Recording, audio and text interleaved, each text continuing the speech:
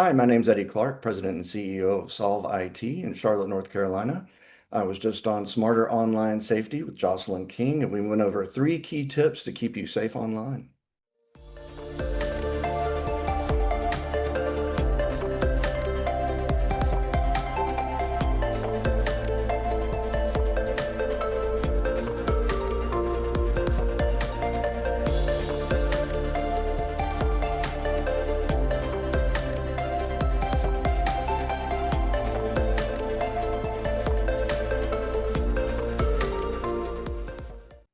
Hello, everyone, and welcome to the Smarter Online Safety Podcast. I'm your host, Jocelyn King, the Queen of Online Safety, and I am so happy today because we have a wonderful guest for you today who is just chock full of great advice. Eddie Clark is the founder and CEO of Solve IT, a managed services and cybersecurity firm serving the Carolinas and the Northeast. Eddie is the kind of IT leader who makes cybersecurity and infrastructure make sense, even for non-technical business owners and people. With over 30 years in the IT space and a reputation for turning chaos into clarity, Eddie helps small businesses secure their systems, streamline their operations, and sleep better at night knowing that their employees and technology are working. And you can find him at Solve IT, like solve it.rocks instead of .com. I love that, Eddie. That is so cool. So, welcome to the show.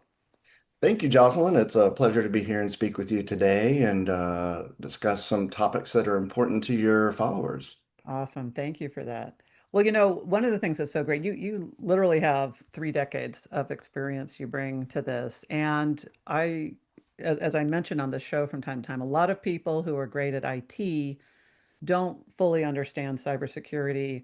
And the most dangerous are the ones who think they do, but don't. Yeah.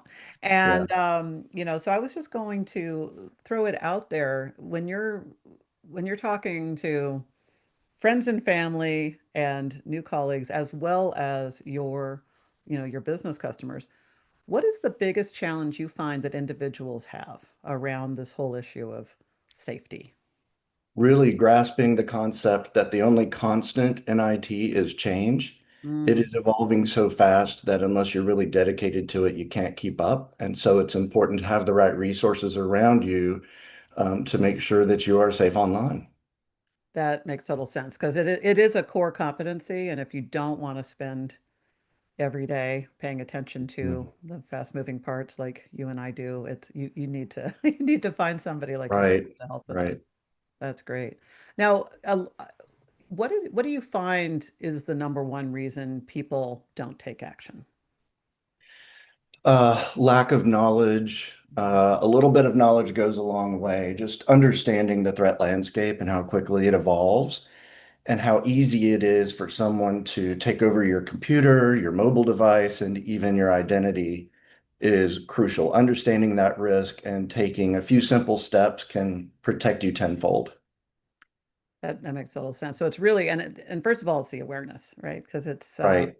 it's scary. I know when I talk to people, especially in this age of AI, with what's Hmm. happening with AI tools in the hands of cyber criminals, kind Yes. of a topic that nobody wants to have Right. wants to focus Yeah, on. it used to be back in the day, you had to have some technical acumen in order to be able to hack. Right. Now all you need these days is a little bit of money, a dark web browser, and moral flexibility. And you too can become a hacker, which makes it even more threatening. Yeah. Well, we have a lot of tools proliferating and we have a lot of moral flexibility proliferating, Yes, we unfortunately. do. And you talk a lot about awareness being the biggest challenge also, right? Because people just aren't aware of everything that could come at them. And also they might think they're covered. So what do you say to people who tell you, "Oh, I'm covered. I've got two-factor authentication on key accounts." Well, two-factor authentication now is can also be intercepted by the Mhm. bad guys. So uh, that's how quickly this threat landscape evolves these days. They can do a man-in-the-middle attack and intercept your token. That's all technical speak, but it's really easy for someone to do that if they're targeting you. So could you talk about that a little more with people whose heads are like, wait, what? What did he just say? That, that 2FA or MFA, two-factor or multi-factor authentication, isn't 100%. A lot of people, this is the first time they're hearing that. So could you say more about what that Yeah, risk is? so I'm going to date myself a little bit here, but I don't know if you remember the shared phone lines years and years ago, Mhm. where you could be on a call with your neighbor and another neighbor down the road can pick up their phone and hear your conversation. It's the same type of intrusion that you can find on the internet these days. And if they can listen to your conversation with your multi-factor tokens, they can capture the algorithm and then impersonate you and break into your data set. So passphrases are the newest thing, and those are typically available in password vault applications like Bitwarden or LastPass or KeePass. Or one password, which we Yeah, recommend. all of which have free options available. Right, right. That's awesome. Well, so for people who are thinking, like they can't even grasp how that's possible. We have technical people who listen to this and non-technical people who listen to this. So we like to Right, right. throw it all out there. What so for people who are saying, oh, so I shouldn't use two-factor or multi-factor, you want to Oh, take no, no, no. I'm not saying that at all. that? I'm saying that's not enough. Right. There's always so no security is foolproof. Hmm.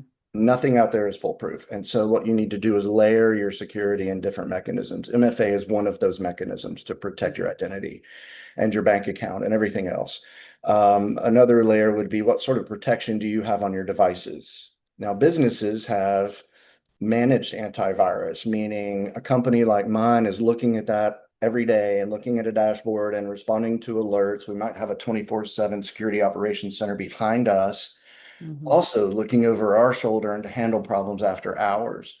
A consumer doesn't have, in most cases, the resources to do that sort of thing. But what you can do is protect your computers, your tablets, and your mobile devices. That last one is something a lot of people don't think about, or they think, oh, I'm on an iPhone, so I'm safe. Mm, Hmm. that is not true. And so if they're on an iPhone or Mm, whatever it is, but let's just use the iPhone as the example, they're locking their screen. They've got they've got two-factor authentication. mhm. And what are some of the like let's talk a little bit about software updates because I see this a lot with people who Yes. now you can set them for auto, but not everybody does. So could you talk a little bit about just good mobile device hygiene so that people Oh, can absolutely. So the first thing is apply your updates when they come out. The reason they come out when they do is because someone reported a security risk or a Mhm, flaw or a bug mhm, in the software, and those updates close that hole. They right, close that door, which would otherwise let a bad guy in.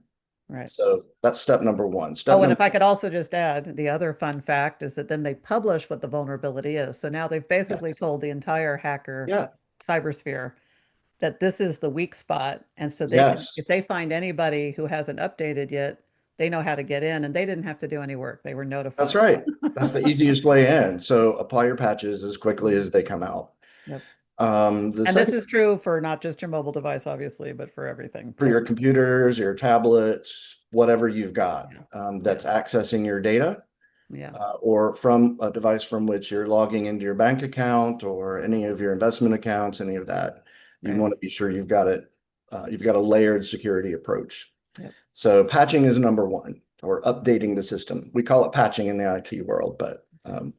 just applying those updates, rebooting when necessary.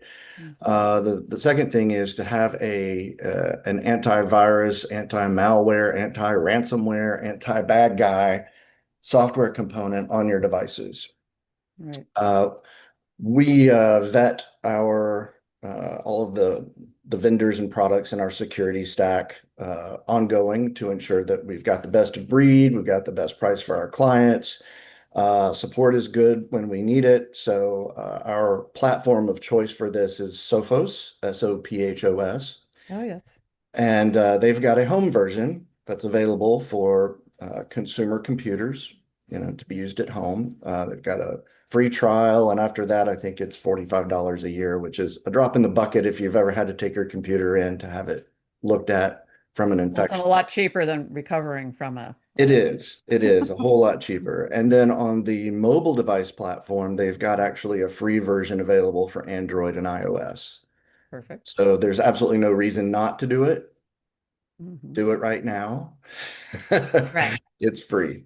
Right. That's awesome. And the people who don't do it are the ones who are procrastinating. And we obviously have Yeah, a more aware crowd than not. If you're listening to this podcast, right. you're already in a rarefied minority of Yes, people who are wanting to pay attention and wanting to protect yourself. So good for you. right, So that's right. that is so that's great advice. So we've got devices and software there, and and the timeliness is so important, Hmm. right? Delay at Hmm. your own peril, Yeah. right? The So other, the third component of that is usage. So if you are, you know, I can't say never use an open Wi-Fi. Like that means mhm, going into Starbucks and connecting to their Wi-Fi with no password. right. I can't say never use that, but I have seen hackers sit in a Starbucks with their Hmm. laptop up and collecting your packets, meaning collecting those things that go over the air that carry your data in them.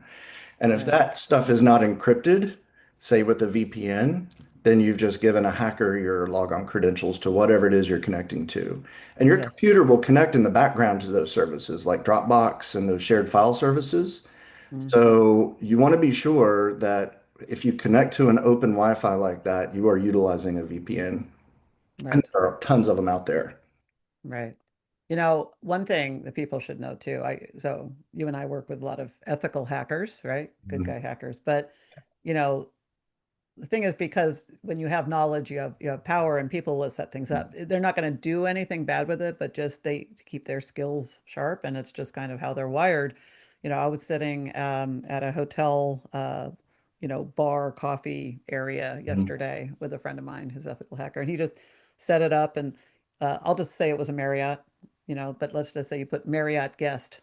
There is a real Mhm. Marriott guest, and then all you have to do is either have a space, a hyphen instead of an underscore or whatever it is. Right. Right. And they set it up, and then we were like, how many a minute are joining? Yeah. Because they're seeing it, and they're not checking with, let's say, the Marriott of what their real name is, and double checking the hyphen versus the underscore and things like that. Hmm. And Hmm. because those things are not password enabled most of the time, they're just Right. joining. And then that person sitting there capturing every keystroke and Yes. also, being able to run scripts that pull out the 16 digits of credit card codes followed by the Yep. 3-digit CVV. And I think people, for the average person, because that would be such a superpower to have, they almost can't believe Mhm. that other people can do it so easily. I think Oh people, yeah, it's very easy to do. yeah, And in fact, there are YouTube videos online that will teach you how to do it. that's right. Mhm. That's right. One more tool of how anybody can become a hacker when they have, Yeah, what did you call yeah. it? Moral flexibility. There you Moral flexibility, right? You don't even need any money for that. You can That's recycle an right. old laptop, download a Linux distribution, and off you go. There you go. That's right. One of the things you talk about a lot in your blogs and your Hmm. website is shadow IT. And I Hmm. thought, oh, that's perfect. We really haven't talked about that here. So for people who don't know what shadow IT is, can you explain what it is, Sure and can. why they should be concerned? Yes, shadow IT in the business world, Hmm. that would be something as innocent as, say, a client of ours gets a new TV for their conference room and they plug that smart TV in and connect it to their internal business Wi-Fi network Hmm. and don't discuss it with IT or their support vendor. They've just exposed their internal network to the potential for hackers to come in. They've just opened a door Hmm. because those devices they're commonly called IoT devices, Hmm. Internet of um, Things. Yep. Internet of Things, correct? And they are unmanaged and Hmm. frequently do not set themselves to get those updates that we spoke about earlier. Hmm. So the longer And they and sit on, frankly, even when they are, they're sketchy. right, right. I mean, who knows who the manufacturer is or who's in the IT department Yep. somewhere in Yes. that Yep. So many communication. of these things come from China, Yep. and other countries. We just Hmm. don't know that much about them. So Hmm. business best practice, and this also equates to consumers, is to create a separate network for those devices, one Hmm. that is logically separate from your the computer that you're using to connect to the bank and other things that you do. Hmm. That way, if they do get infected, it doesn't bleed over into your what you use to run your home business, personal finances, whatever. That's all. That traffic is kept separate. Right. So all of, when you walk through Costco and Best Buy right now and you're seeing, the new array of all the great TVs getting ready for the sports season and all this Yeah. stuff.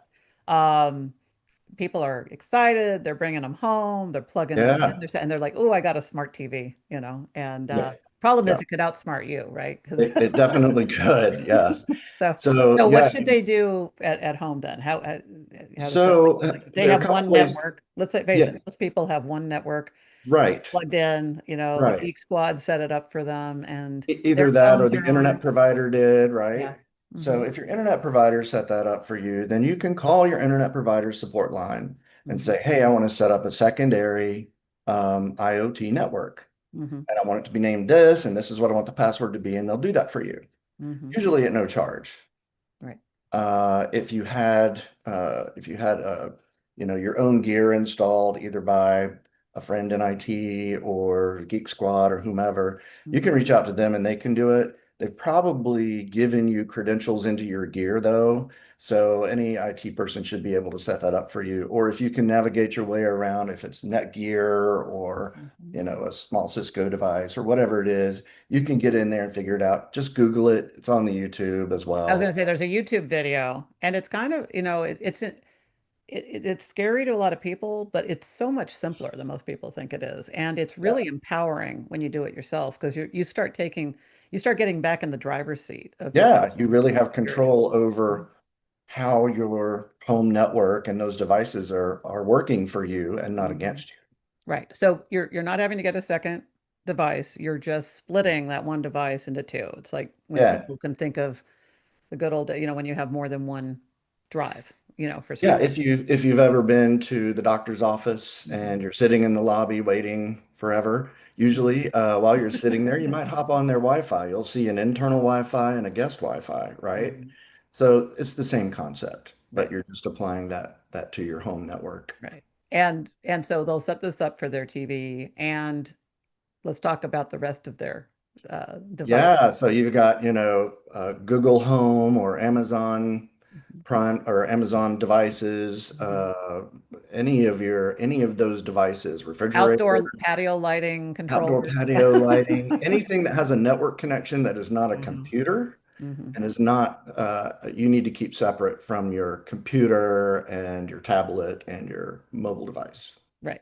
And because if you don't, you're basically giving access to all the files and critical information and passwords and everything from your primary network to these Well, little you Bluetooth potentially devices, right? you could be you're opening one of the many doors because we're Right. talking about layering, right? Right. So that is one method of access. So if Mhm. you've got the other layers in place, you're safer, but let's just not even open that one door. Right. That makes total sense. This is so great. Thank you so much. And you often talk about for consumers and small businesses, a honeypot for bad guys. Can you talk about that? Do Yes. Well, you want to describe what a honeypot is for people who don't know? yeah. Yeah. So a honeypot, think of it like I equate it to Winnie the Pooh. Um, the honey pot in Winnie the Pooh was essentially a pot of honey that attracted the bears, right? So that's essentially what a honey pot is on a computer network. It's something that looks attractive to a hacker, like it might contain some important information, password lists, or client information, or even procedural information for a business, who handles the money, how the money flows. That's what they really want to know. So a honeypot kind of advertises those things to make it look more attractive. And then when someone connects to it illegitimately, it raises all sorts of alarms. So you know that somebody's on your network. Hmm. The reason that's important is because if a bad guy gets a toehold on your network, they can sit and watch how you conduct your business, how you conduct your personal finances, and they can do a lot of damage that way, especially in terms on a consumer level of stealing your identity. Uh, that's why it's it's so helpful because not only does it raise an alarm, but it helps cut that dwell time down to almost nothing. Hmm. Average dwell time for a hacker on a business network is about 3 months. And during that time, they can discover a lot about your business and how the money flows. Right. So that's one of the advantages of having that. That's super helpful advice. That's great. Um, when people want to meet with somebody like you and find somebody, Mhm. and let's to be clear, you service the Carolinas and Western New Jersey and Eastern Pennsylvania, and we've got some clients down in Florida and Georgia as well. perfect. So anybody in those areas that are interested can contact you. For people outside of those areas who are For trying to find businesses, yeah. somebody like you, for Yeah, businesses trying yeah, to for find somebody like you, businesses, definitely. how do you recommend they find a reputable company That's a that is great helping question. businesses, but also making sure that they truly understand cybersecurity and that Yeah, they're an ethical hacker, not the bad guy who's going to be the yeah. person sitting on their network for 3 months? Yeah, so we have a term we use for the not so ethical people. We call them trunk slammers. Essentially, that's a person with a laptop and a cell phone that calls himself an IT professional. Mhm. You want to avoid those for personal use or for your business use. For business, absolutely reach out to us. If we can't service you or whatever, we can recommend someone to you.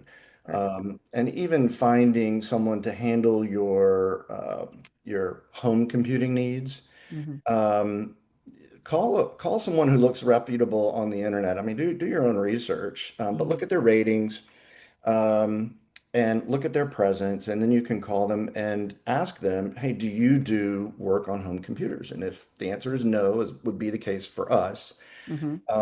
we often refer. We have in both of our markets, we have companies who do work with individuals that Hmm. we refer business into.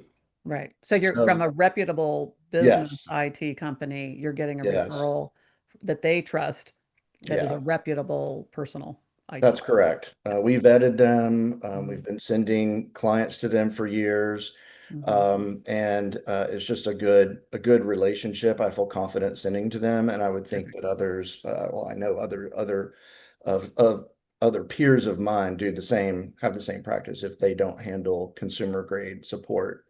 That's perfect. And you also give some advice about asking about Yeah, the so insurances they it's cover. more than just the referral. Hmm.